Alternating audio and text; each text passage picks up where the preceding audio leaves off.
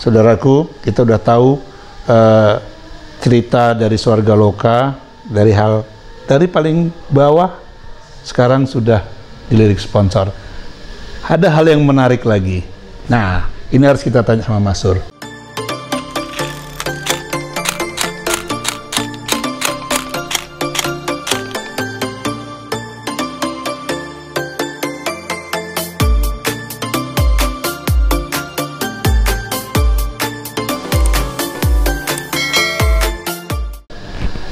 Swarga Loka kan hitungannya nggak terlalu besar gitu loh, Mas. Ya hitungannya sebagai kelompok kesenian ya udah cukup lah. Tapi kok berani memberikan penghargaan.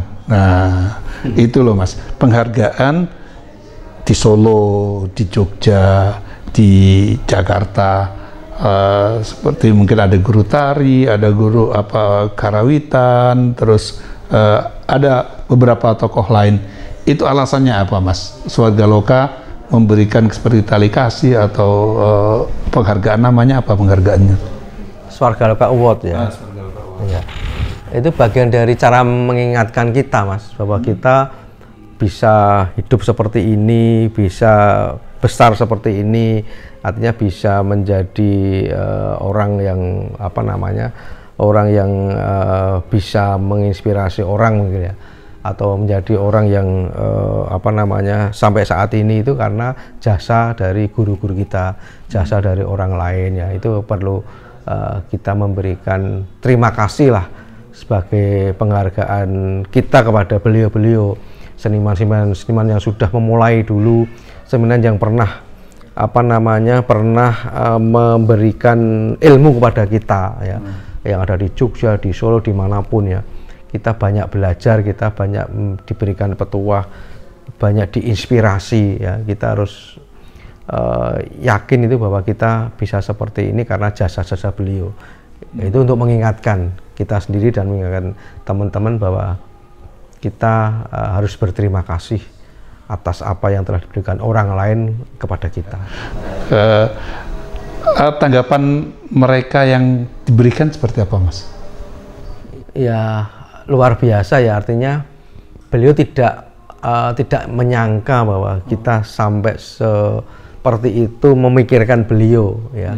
Sementara instansi atau mungkin pemerintah memberikan penghargaan juga, tapi kan tidak kepada orang-orang yang memang sebetulnya tidak kelihatan ya, orang-orang yang artinya orang-orang yang belum setenar ya diberikan penghargaan pemerintah ya.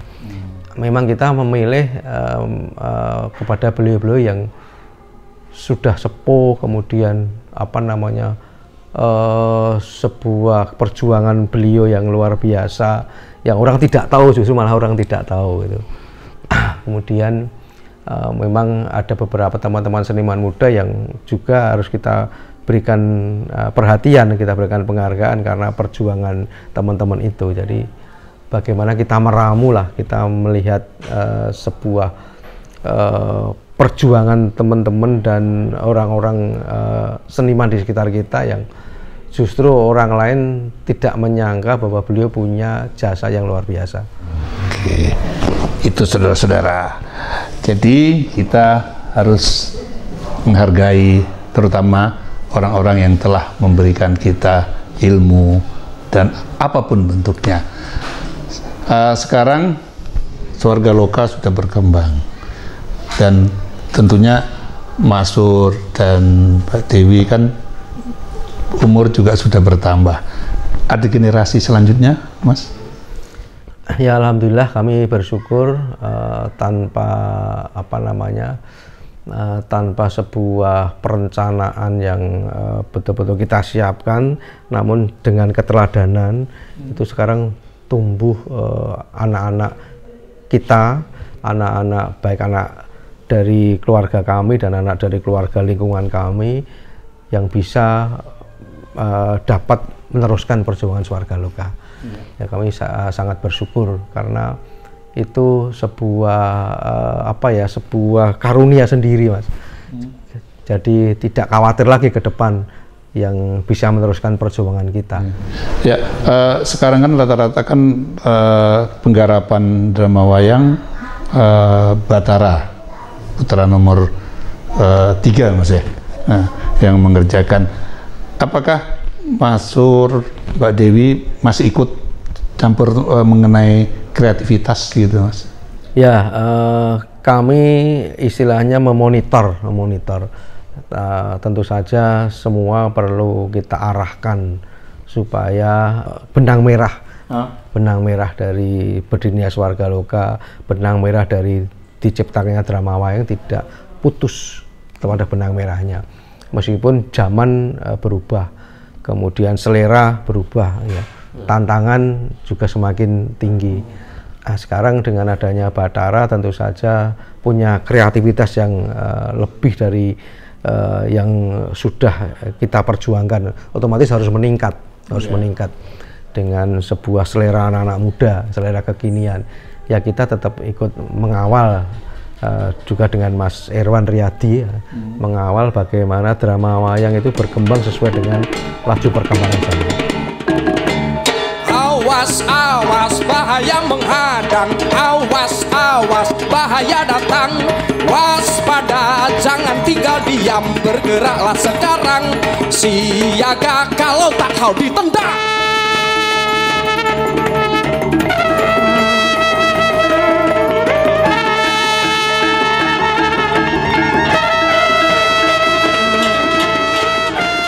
Pandemi kan jadi menghentikan segalanya Mas, termasuk pementasan rutin yang dilakukan Swargaloka secara off air di gedung pewayangan, di gedung kesenian Jakarta.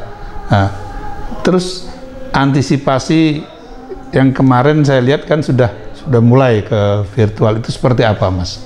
Situasi itu kan kita tidak tahu ya, apakah nanti ada situasi ke depan lebih dari pandemi COVID ya. Ini adalah sebuah tantangan Mas. Jadi dalam situasi apapun jangan sampai kita kendor.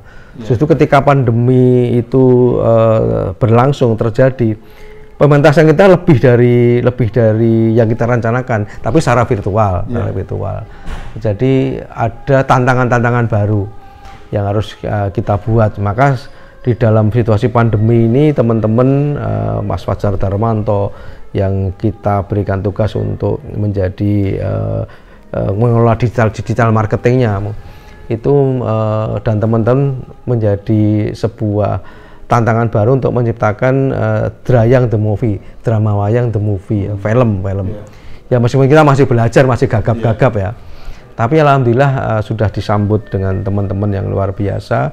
Dan beberapa episode sudah kita garap tahun 2020, kemudian berkembang di 2021 ada 3 episode yang kita siapkan ya. Di episode pertama tentang Kijang Kencana, episode kedua tentang Wibisana, dan episode kita tentang Trijatha. Menjadi Drayang the Movie yang justru disinilah kita punya sebuah kekuatan baru, karena dengan adanya film movie dan tayang di media sosial, di YouTube, itu go internasional akan semakin mudah. Nah, inilah salah satu jalan kita terbuka untuk kita go internasional. Jadi pandemi itu semacam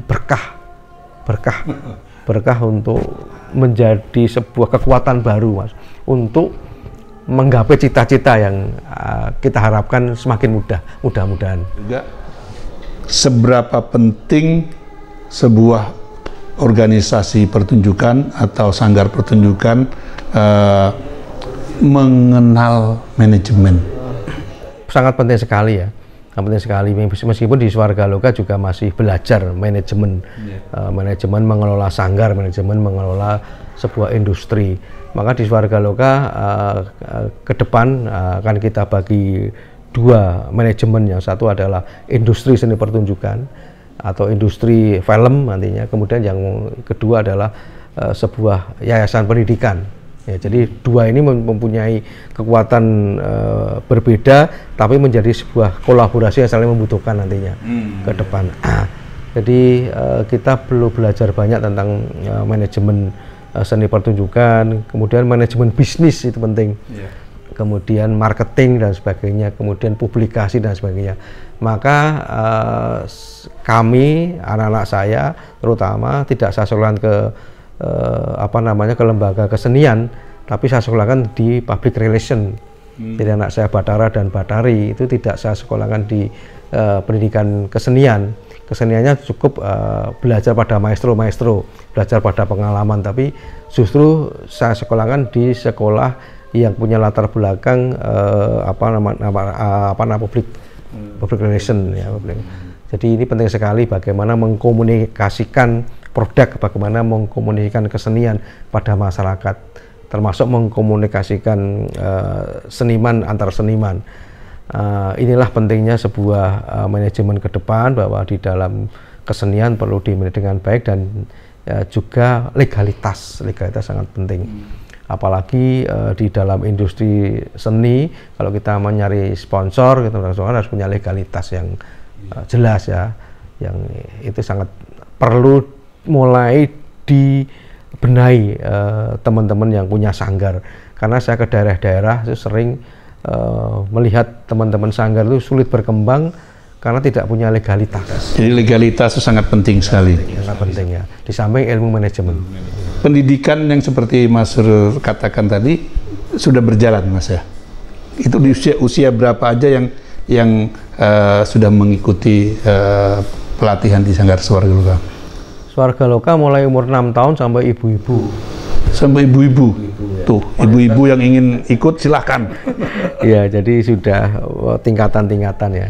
Jadi saya sangat terharu dan bangga bahwa ternyata di Jakarta itu yang tertarik untuk belajar kesenian tradisional itu banyak sekali.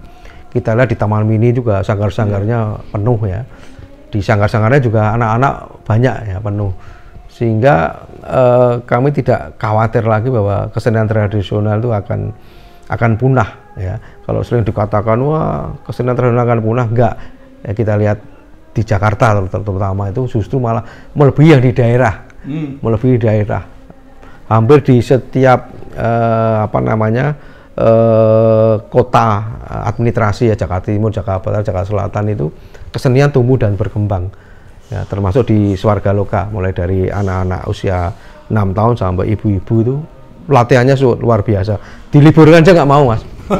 Pandemi diliburkan nggak mau. Ya, akhirnya virtual ya, virtual. Nah, sekarang sudah mulai lagi. Ini sangat-sangat membanggakan. Ya. Tadi secara ini koreografi sudah dikerjakan oleh generasi muda. Dari dulu Mbak Dewi, terus beralih ke Batara, terus ada Cikal, ada lagi masih didampingi oleh Mas Irwan. Nah, musik kan sangat berbeda juga, Mas. Kan apakah sama dengan musik yang lain? Kelihatannya kan kontemporer juga, Mas. Nah, ini siapa yang punya andil, Mas? Nah, ini luar biasa sekali Pak Dedek Wahyudi ya, Pak Antonius Wahyudi Sutrisno, Dedek Gamelan Orkestra yang bersama kami berjuang. Dari awal udah ikut, Mas ya? Iya, bertahun-tahun. Dulu memang drama yang dulu Pak Bowo, Pak Yesu Bowo dulu. Oh, iya. Dulu Pak Yesu Bowo, Jogja ya. Pernah juga Pak Bono beberapa kali. Nah, sekarang masih di keluarga beliau. Karena Pak Bowo, Pak Bono, Pak Dedek masih satu keluarga. Nah, sekarang dengan Pak Dedek, dengan teman-teman di Solo, Dedek Gamelan Orkestra, sama-sama berjuang, dan Pak Dedek terus berusaha bagaimana musik drama wayang itu punya ciri khas sendiri ya, perpaduan antara gamelan dengan alat-alat musik yang lain seperti cello, biola, saksofon dan sebagainya, timpani juga. Ya, timpani dan sebagainya, membuat semacam warna baru. Sehingga ketika drama wayang itu disajikan, koreografinya sudah berbeda ya. Kemudian musiknya juga sudah berbeda ya. Meskipun sekarang banyak yang meniru, tapi nggak apa-apa, itu bagian-bagian dari kebanggaan kami sebetulnya. Musiknya ya ala Pak Dedek sudah mulai ada, koreografi ala Batara sudah mulai ada, bahkan ada yang menamakan drama wayang juga, Mas, drama wayang juga. Tapi nggak apa-apa, itu bagian dari sebuah kehidupan yang harus selalu menginspirasi, saling menginspirasi. Nah, sekarang Pak Dedek menumbuhkan generasi baru juga, putranya Mas Grego dengan kelompok baru, kelompok yang lebih muda lagi. Jadi perjuangan teman-teman yang sekarang melahirkan generasi-generasi ini perlu kita syukuri, dan nantinya musik dan koreografi Drayang terus akan berkembang dan selalu kalau misalnya ada yang nututin istilahnya ya, ada yang ngikutin ya kita beda lagi, yang ngikutin kita beda lagi, selalu ingin terus berkembang dengan segala keunikan dan segala pengembangan ya. Kalau sudah ada yang mulai meniru kita ya kita harus beda lagi, terus. Bahkan dulu ada beberapa kali pertunjukan drama wayang ada penyanyinya Mas di awal. Itu siapa aja Mas yang pernah ikut terlibat dulu? Jadi dulu kalau di panggung ya Mas, opening di panggung introduksi itu selalu ada lagu yang diikuti, nanti setelah itu ada Semar muncul ya, termasuk Mas Iwan jadi Semarnya.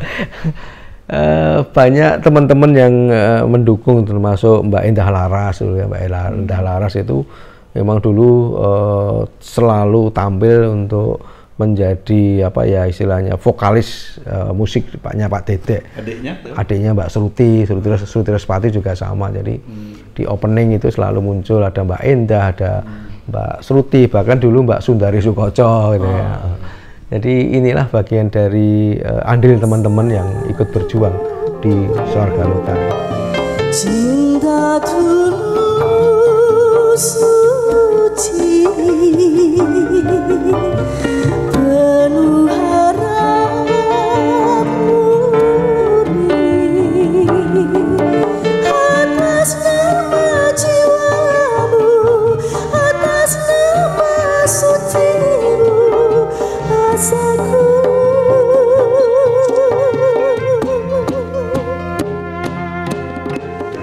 Dan pernah ada juga Mas ya, untuk menarik penonton atau mungkin sebagai bentuk baru lagi ada bintang tamu juga?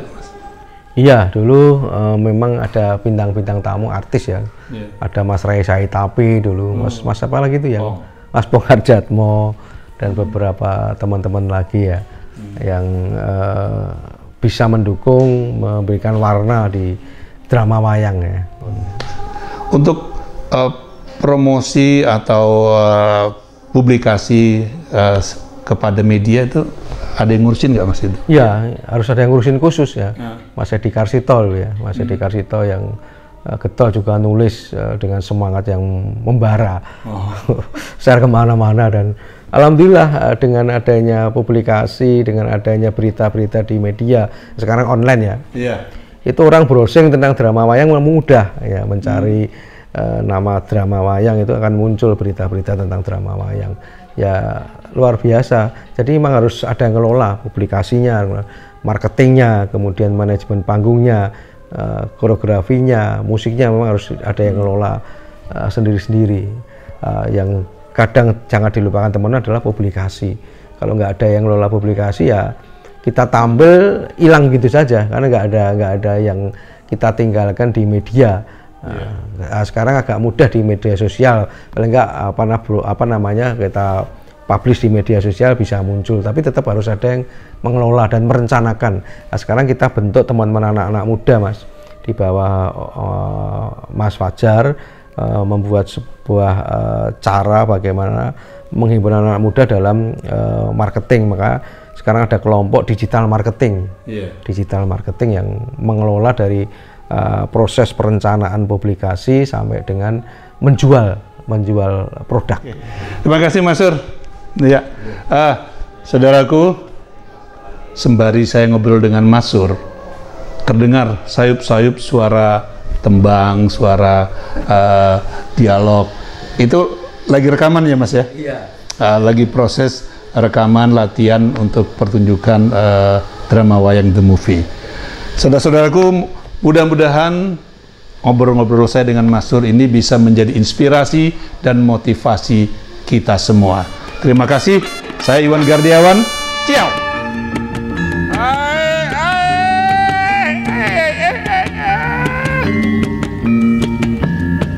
Dulu ada kisah di langit berbicara senyum yang menyejukkan,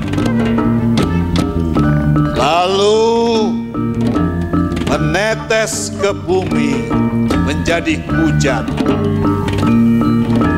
dan menyirami hati manusia, dan manusia pun bisa tersenyum, bisa bahagia, dan bisa saling mengasihi.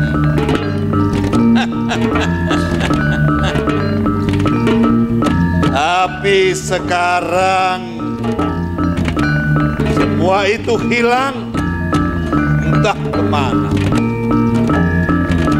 Kemana semua itu pergi? Apa yang salah pada diriku sehingga aku tidak bisa melihat senyuman itu kembali? Aku harus melihat senyuman itu kembali.